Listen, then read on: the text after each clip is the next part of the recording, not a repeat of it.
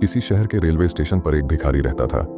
वो वहां आने जाने वाली रेलगाड़ियों में बैठे यात्रियों से भीख मांगकर अपना पेट भरता था। एक दिन जब वह भीख मांग रहा था तो सूट बूट पहने एक लंबा सा व्यक्ति उसे दिखा। उसने सोचा कि यह व्यक्ति बहुत अमीर लगता है, इससे भीख मांगने पर यह मुझे जरूर अच्छे पैसे देगा। वह उस लंबे व्यक्ति से भीख मांगने लगा। भिखारी को देखकर उस लंबे व्यक्ति ने कहा, तुम हमेशा मांगते ही रहते हो, क्या कभी किसी को कुछ देते भी हो? भिखारी बोला, साहब मैं तो भिखारी हूं, हमेशा लोगों से मांगता ही रहता हूं, मेरी इतनी औकात कहां कि किसी को कुछ दे सकूं। लंबा व्यक्ति बोला, जब किसी को कुछ दे नहीं सकते तो तुम्हें मांगने का भी कोई हक नहीं है। मैं एक व्यापारी हूं और लेन देन में ही विश्वास करता हूं। अगर तुम्हारे पास मुझे कुछ देने को हो तभी मैं तुम्हें बदले में कुछ दे सकता हूं। इतना कहने के बाद वह लंबा आदमी ट्रेन में बैठकर चला गया। इधर भिखारी उसकी कही गई बात के बारे में सोचने लगा। उस लंबे व्यक्ति के द्वारा कही गई बात उस भिखारी के दिल में उतर गई। वह सोचने लगा कि शायद मुझे भीख में अधिक पैसा इसीलिए नहीं मिलता क्योंकि मैं उसके बदले में किसी को कुछ दे नहीं पाता हूँ। लेकिन मैं तो भिखारी हूँ, किसी को कुछ देने लायक भी नहीं हूँ। लेकिन कब तक मैं लोगों को बिना कुछ दिए केवल मांगता ही रहूंगा। बहुत सोचने के बाद उस भिखारी ने निर्णय किया कि जो भी व्यक्ति उसे भीख देगा उसके बदले में वह भी उस व्यक्ति को कुछ जरूर देगा। लेकिन अब उसके दिमाग में यह प्रश्न चल रहा था कि वह खुद भिखारी है तो भीख के बदले में वह दूसरों को क्या दे सकता है। इस बात को सोचते हुए 2 दिन हो गए लेकिन उसे अपने प्रश्न का कोई उत्तर नहीं मिला था।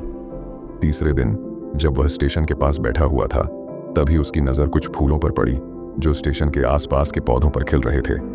उसने सोचा, क्यों ना मैं लोगों को भीख के बदले कुछ फूल दे दिया करूं।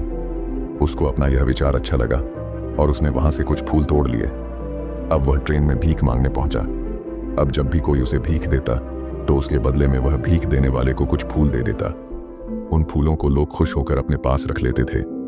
अब भिखारी रोज फूल तोड़ता और भीख के बदले में उन फूलों को लोगों में बांट देता था।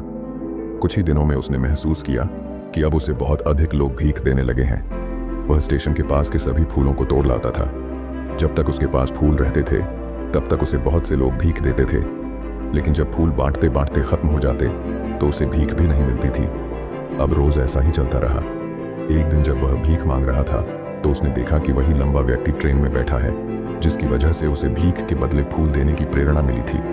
वह तुरंत उस व्यक्ति के पास पहुंच गया और भीख मांगते हुए बोला, आज मेरे पास आपको देने के लिए कुछ फूल हैं, आप मुझे भीख दीजिए तो बदले में मैं आपको कुछ फूल दूंगा। उस लंबे व्यक्ति ने उसे भीख के रूप में कुछ पैसे दे दिए और भिखारी ने कुछ फूल उसे दे दिए। उस लंबे व्यक्ति को यह बात बहुत पसंद आई। वह बोला, वाह क्या बात है, आज तुम भी मेरी तरह एक व्यापारी बन गए हो। इतना कहकर फूल लेकर वह लंबा व्यक्ति अपने स्टेशन पर उतर गया। लेकिन उस लंबे व्यक्ति द्वारा कही गई बात एक बार फिर से उस भिखारी के दिल में उतर गई। वह बार बार उस लंबे व्यक्ति के द्वारा कही गई बात के बारे में सोचने लगा और बहुत खुश होने लगा। उसकी आंखें अब चमकने लगीं। उसे लगने लगा कि अब उसके हाथ सफलता की वह चाबी लग गई है जिसके द्वारा वह अपने जीवन को बदल सकता है। वह तुरंत ट्रेन से नीचे उतरा और उत्साहित होकर बहुत तेज आवाज में ऊपर आसमान की तरफ देखकर बोला, मैं भिखारी नहीं हूं, मैं तो एक व्यापारी हूं, मैं भी अमीर बन सकता हूं। लोगों ने उसे देखा तो सोचा कि शायद यह भिखारी पागल हो गया है और अगले दिन से वह भिखारी उस स्टेशन पर फिर कभी नहीं दिखा। लेकिन 6 महीने बाद इसी स्टेशन पर 2 व्यक्ति सूट बूट पहने हुए यात्रा कर रहे थे। दोनों ने एक दूसरे को देखा तो उनमें से एक ने दूसरे से हाथ मिलाया और कहा, क्या आपने मुझे पहचाना? दूसरा व्यक्ति बोला, नहीं, क्योंकि मेरे हिसाब से हम लोग पहली बार मिल रहे हैं। पहला व्यक्ति बोला, नहीं, आप याद कीजिए, हम पहली बार नहीं बल्कि तीसरी बार मिल रहे हैं। दूसरा व्यक्ति बोला, मुझे याद नहीं, वैसे हम पहले 2 बार कब मिले थे? अब पहला व्यक्ति मुस्कुराया और बोला, हम पहले भी 2 बार इसी ट्रेन में मिले थे। मैं वही भिखारी हूँ जिसको आपने पहली मुलाकात में बताया कि मुझे जीवन में क्या करना चाहिए और दूसरी मुलाकात में बताया कि मैं वास्तव में कौन हूँ। दूसरा व्यक्ति मुस्कुराया और अचंभित होते हुए बोला, ओह, याद आया, तुम वही भिखारी हो जिसे मैंने एक बार भीख देने से मना कर दिया था और दूसरी बार मैंने तुमसे कुछ फूल खरीदे थे। लेकिन आज तुम यह सूट बूट में कहाँ जा रहे हो और आजकल क्या कर रहे हो?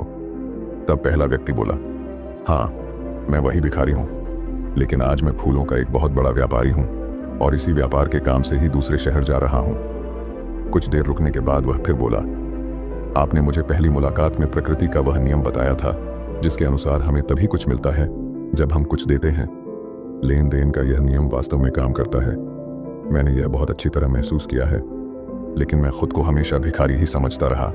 इससे ऊपर उठकर मैंने कभी सोचा ही नहीं। और जब आपसे मेरी दूसरी मुलाकात हुई, तब आपने मुझे बताया कि मैं एक व्यापारी बन चुका हूँ। अब मैं समझ चुका था कि मैं वास्तव में एक भिखारी नहीं बल्कि व्यापारी बन चुका हूँ। मैंने समझ लिया था कि लोग मुझे इतनी भीख क्यों दे रहे हैं, क्योंकि वह मुझे भीख नहीं दे रहे थे, बल्कि उन फूलों का मूल्य चुका रहे थे। सभी लोग मेरे फूल खरीद रहे थे, क्योंकि इससे सस्ते फूल उन्हें कहाँ मिलते। मैं लोगों की नज़रों में एक छोटा व्यापारी था, लेकिन मैं अपनी नज़रों में एक भिखारी ही था। आपके बताने पर मुझे समझ आ गया कि मैं एक छोटा व्यापारी हूँ। मैंने ट्रेन में फूल बांटने से जो पैसे इकट्ठे किए थे, उनसे बहुत से फूल खरीदे और फूलों का व्यापारी बन गया। यहाँ के लोगों को फूल बहुत पसंद है, और उनकी इसी पसंद ने मुझे आज फूलों का एक बहुत बड़ा व्यापारी बना दिया। दोनों व्यापारी अब खुश थे और स्टेशन आने पर साथ उतरे और अपने अपने व्यापार की बात करते हुए आगे बढ़ गए। दोस्तों, इस कहानी से हमें बहुत कुछ सीखने को मिलता है। कहानी में लंबा व्यापारी गिव एंड टेक के नियम को बहुत अच्छी तरह जानता था। दुनिया के सभी बड़े व्यापारी इसी जीवन के नियम का उपयोग करके सफल हुए हैं। इस फॉर्मूले को उसने भिखारी को भी बताया। भिखारी ने इस प्राकृतिक नियम को अपना लिया और इसका असर उसके जीवन में साफ दिखाई देने लगा। उसने अपनी सोच बदली और उसकी जिंदगी बदल गई। यह कहानी हमें बताती है कि हम यदि अपनी सोच बदल लें तो कुछ भी हासिल किया जा सकता है। यदि हम खुद को छोटा समझते रहेंगे तो हम हमेशा छोटे ही बने रहेंगे। बड़ा बनने के लिए हमें अपनी सोच को बदलना होगा और खुद के बारे में बड़ा सोचना होगा। कहानी का सार यह है कि सफलता आपकी सोच में छुपी होती है। खुद का आत्मसम्मान जगाइए, अपनी सोच को बड़ा बनाइए और देखिए कैसे आप सफलता के शिखर पर पहुंच जाते हैं।